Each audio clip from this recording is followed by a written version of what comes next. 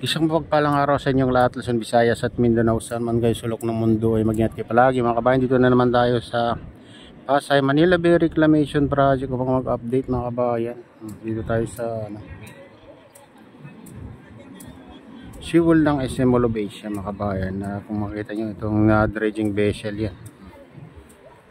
Ito yung mga ginagamit nila mga kabayan na panghukay yan sa gusto nilang palalimin. Ayan. Ilalawak nila dyan mga kabayan sa tabi ng parkingan ng mga yate at mga ferryboat dito. Ayan, kasi balita dati dito ililipat daw yung mga yate, pero ewan ko lang kung matutuloy pa yun mga kabayan.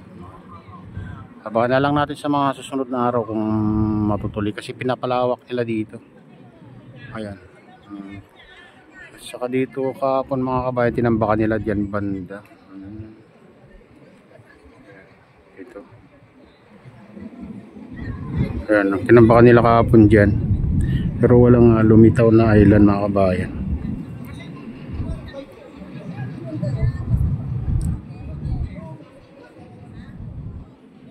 Ayan.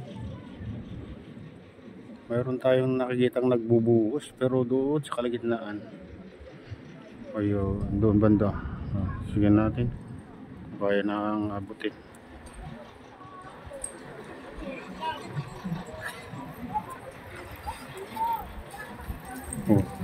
Ayan mga kabayan, binubuhusan na dyan at malapit na yun, magkakarugtong itong malaking island saka doon sa maliit na sa gitna. Ayan ayan yung parang idudugtong yata dyan mga kabayan yung island na yan. Kaya binubuhusan na doon sa kalagitnaan. Ayan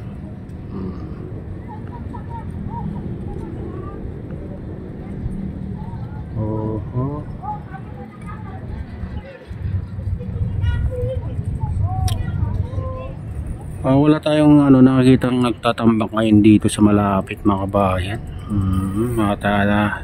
Silipin natin dun sa kabilang dulo mga kabayan.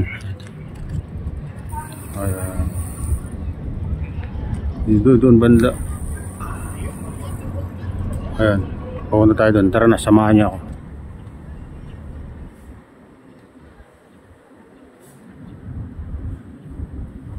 Ayan, ganyan na itsura dito mga kabayan yung mga island. Yung pinakamalaking island, ayan na. Malapit na magkakarugtong dyan mga kabayan kasi binubuhusan na dyan sa kalagitnaan. Makita nyo.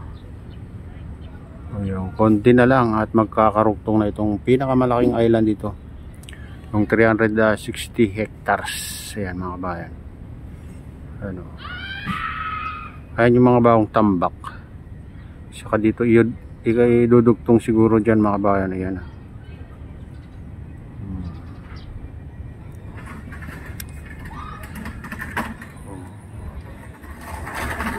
Ito yung pinakamalapit na island mga kabayan sa tapat ng MUA. Ayan. Dito grabe ng lawak na. Pupunta tayo dun sa pinakadulo. Ayan.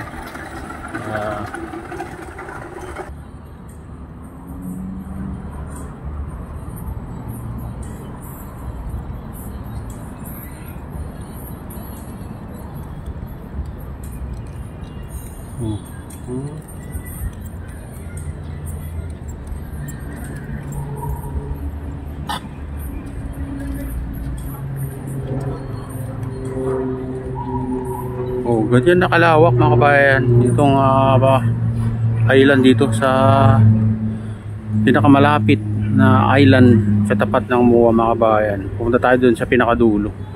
Silipin din natin. Matagal natin hindi nakita yun. Doon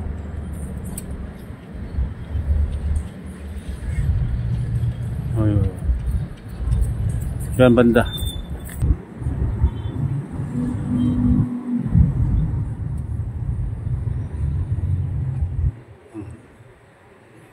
Dito na tayo sa kalagitnaan mga kabayan. Silipin natin itong island. Ayan. Napakalapit lang sa seawall ng SM Mall of Asia ito mga kabayan. Ayun, nakita nyo yung tambak doon ay isang ano yun. Sa kabilang island yun mga kabayan. Ayan. Mga bagong tambak. Oh.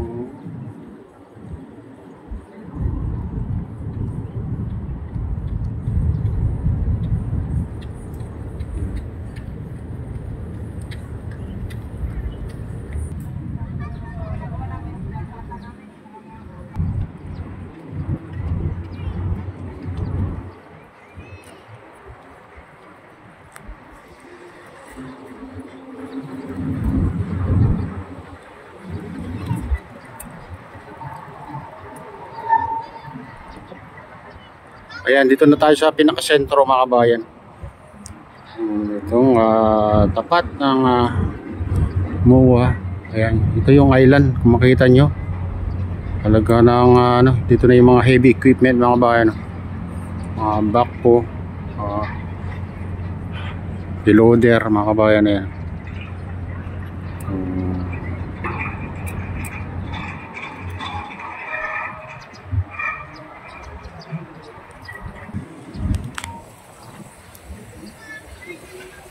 Ayan mga kabayan, dito na tayo, malapit na tayo sa dulo. At titignan nyo naman yung tignan natin kung gaano kalawak itong ginawa nilang island dito sa tapat mismo ng SM Molobisia. Hanggang doon mga kabayan, ayan. Ayan, ang pinakadulo kasi may siwang doon na daanan ng mga ferryboat saka mga yate. Ayan, ito lang itong tapat ng MOA lang ang ano natin dito. Ayan. Yung malapit sa seawall. Ito yung seawall mga kabayan. Ayan. Seawall ng MOA. Ayan.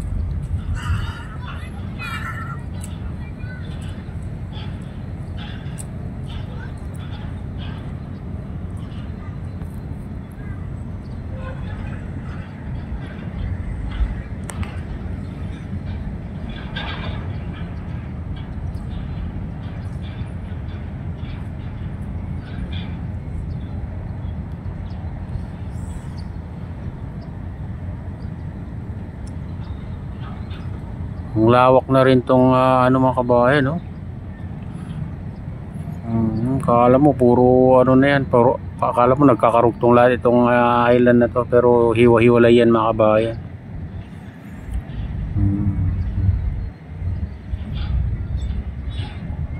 Ito yung huling island na ginawa nila dito sa tapat lang ng MOA. Oh, grabe na rin yung lawak. Ayan.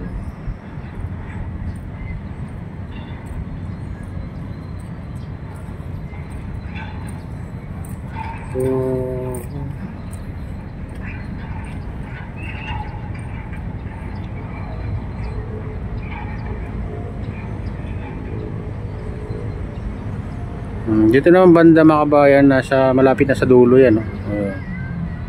May net na pinatong pang cover. Hindi ko lang alam kung ano rin ang purpose nila yung net na yan.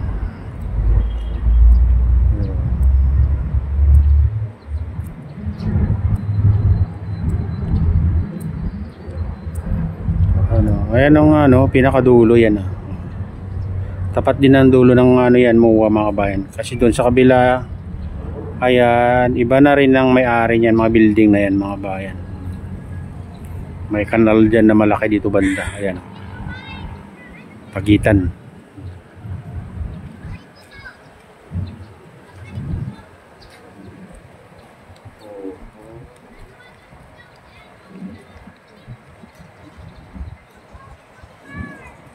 Taas na rin yung tambak dyan. Ayan o. Gabundok na rin yung tambak dyan o.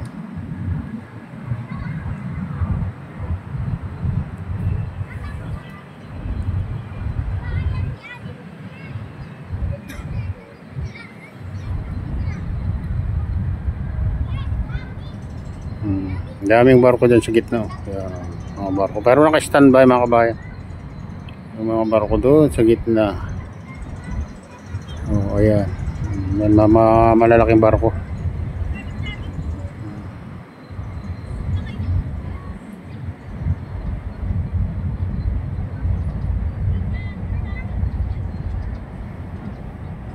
Wala tayong natatanaw nagtatambak ngayon dito sa malapit.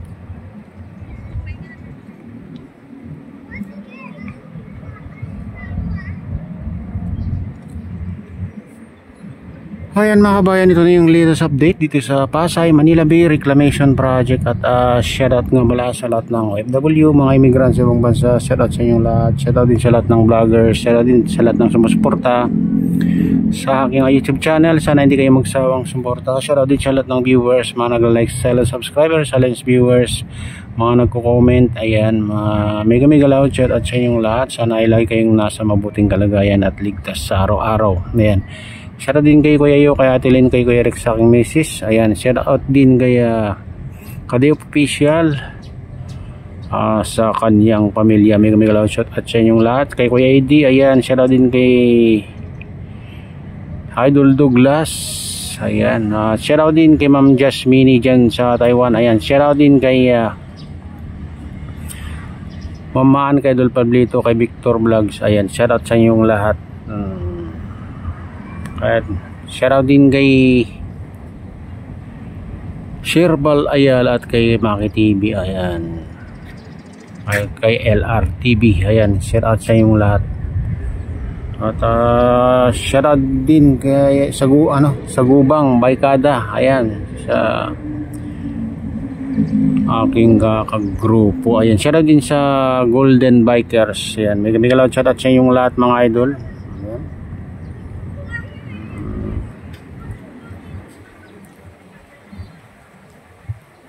At shoutout din sa lahat ng taga Bago Binterlos Norte, taga Malanggi Binterlos Norte, taga Pasukin Ilocos Norte. Ayan, mega loud shoutout sa inyong lahat. Shoutout din sa utol ko dyan sa nalulaway na si Nestor. Ayan, sa lahat ng kababayan natin dyan sa nalulaway, mega loud shoutout sa inyong lahat.